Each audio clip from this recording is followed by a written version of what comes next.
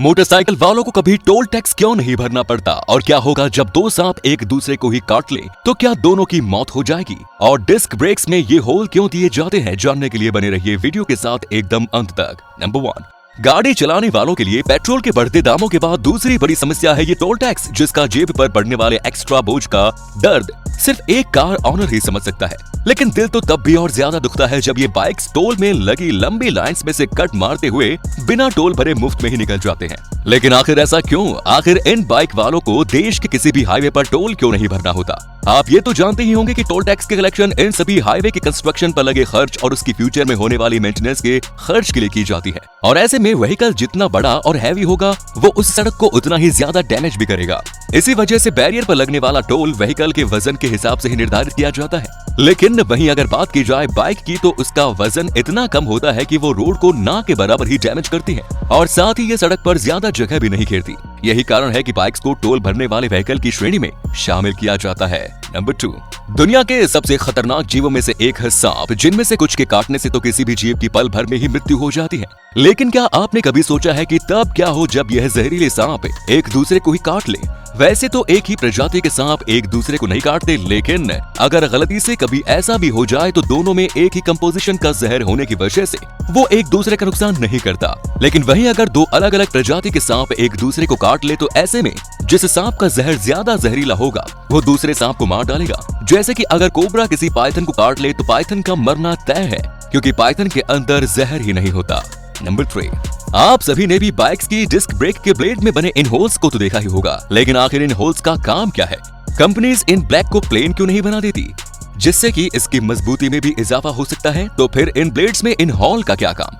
नहीं, ऐसा नहीं है कि इन होल को बाइक्स की सुंदरता को बढ़ाने के लिए बनाया जाता है, बल्कि ऐसा करने के पीछे दो मुख्य कारण जिम्मेदार हैं। पहला तो ये कि बाइक में बार बार ब्रेक लगाने की वजह से इसका रोटर ब्लेड बहुत ज्यादा गर्म हो जाता है, जिससे कि वो किसी भी वक्त टूट सकता है और किसी हादसे का रूप ले सकता है। लेकिन वहीं ऐसे में ये होल्स इन ब्लेड्स को जल्द से जल्द ठंडा करने में मदद करते हैं। हीट इक्वली डिस्ट्रीब्यूट होकर इन होल से कुछ सेकंड के अंदर ही निकल जाती है। और दूसरा मुख्य कारण है बारिश की वजह से ब्रेक पैड्स गीले हो जाते हैं और ऐसे में अगर ये ब्लेड्स प्लेन हो तो ब्लेड और ब्रेक पैड के बीच का फ्रिक्शन कम हो जाने की वजह से ब्रेक लग ही नहीं पाएगी। लेकिन वहीं ये होल्स ब्रेक पैड के गीले हो जाने के बावजूद भी ग्रिप बनाने में मददगार साबित होते हैं और साथ ही के साथ ब्रेक लग पाना मुमकिन हो पाता है। नंबर 4, दोस्तों आपने दुनिया भर में मौजूद काफी तरह के अजीबोगरीब गेम देखे होंगे, लेकिन क्या आपने काइस्क्यू नाम के इस गेम के बारे में सुना है? काइस्क्यू का मतलब होता है लड़की का पीछा करना और इस गेम को टर्किश लोगों द्वारा ही खेला जाता है। इस गेम में होता कुछ ऐसा है कि लड़कों द्वारा स्टार्टिंग लाइन पे घोड़े पर बैठकर लड़की के आने की वेट की जा रही होती है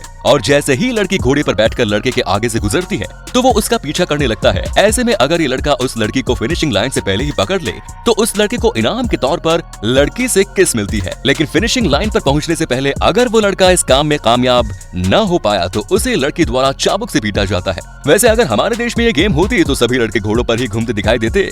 नंबर 5, आपने इंसानों को हिप्नोटाइज होते हुए तो देखा होगा, लेकिन क्या आपको पता है कि मुर्गियों को भी हिप्नोटाइज किया जा सकता है? और ऐसा करने के लिए आपको किसी पेंडुलम को भी हिलाने की जरूरत नहीं। इसके लिए आपको चाहिए एक मुर्गा और अब उसे एक प्लेन जगह पर लेटा दीजिए।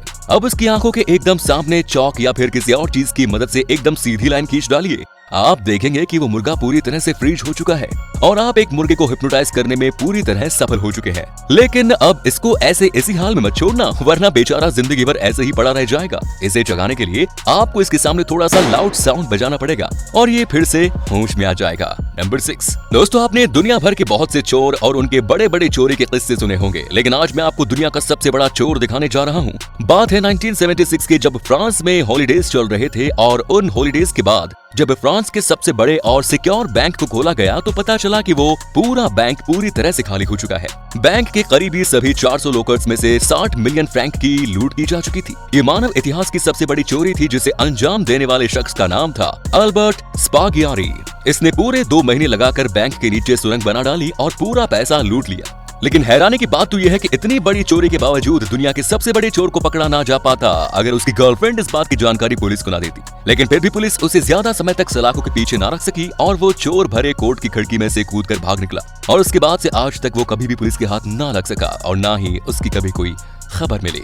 नंबर 7, एक समय था जब आदि मानव गुफाओं को अपना घर बनाकर उसमें रहा करते थे, लेकिन क्या कोई इंसान आज के आधुनिक युग में भी इन गुफाओं को अपना आशियाना बनाकर उसमें रह सकता है? तो आपको ये जानकर बहुत हैरानी होगी कि चीन एक ऐसा देश है जहाँ के अलग अलग शहरों में करीब 2 करोड़ से भी ज्यादा लोग गुफाओं के अंदर अपना घर बनाकर रहने के लिए मजबूर हैं। और इन ही शहरों में से एक है जोंगडोंग, जिसके अंदर मौजूद एक गुफा में तो पूरा का पूरा गाँव ही बसा हुआ है। कम रिसोर्सेज और गरीबी के चलते यहाँ के लोग इस गुफा के अंदर रहने के लिए मजबूर हैं। लेकिन चीनी सरकार तो इस बात पर पूरी तरह से इनकार ही कर देती है कि उनका कहना है कि यहाँ का एक भी इंसान गुफा के अंदर नहीं रहता। लेकिन इंटरनेट के दौर में शायद ही किसी बात को दुनिया से छुपाया जा सकता है। इससे भी ज्यादा हैरानी की बात तो यह है कि चीन दुनिया का एकमात्र ऐसा देश है जहाँ पर सबसे ज्यादा खाली पड़े घर मौजूद हैं। यहाँ पर लगभग 6 करोड़ घर खाली पड़े खंडहरों में तब्दील हो रहे हैं और चीन के इन शहरों को घोस्ट टाउन्स के नाम से भी जाना जाता है। नंबर 8। दोस्तों, हम आपको अक्सर दुनिया भर के कुछ ऐसे नमूने दिखाते रहते हैं जो फेमस होने के लिए किसी भी हद तक जा सकते हैं। अब इस महानुभाव से ही मिल लीजिए। इनका नाम है डांसुर, जो कि मैक्सिको में रहने वाले 23 साल के एक रैपर हैं। लेकिन दुनिया भर में इन्हें प्रसिद्धि इनके गानों के लिए नहीं बल्कि इनके सोने के बालों के लिए मिली है। जी हाँ, आपने बिल्कुल सही सुना, इनके बाल 100% 24 कैरेट गोल्ड से बने हैं। इन्होंने कुछ समय पहले सर्जरी करवा कर अपने बालों को निकलवा दिया और उनकी रूट्स में सोने और हीरे से बनी चेन्स को लगवा दिया। और तो और इन चेन्स को इनकी खोपड़ी के अंदर की हड्डी में हुक किया गया है।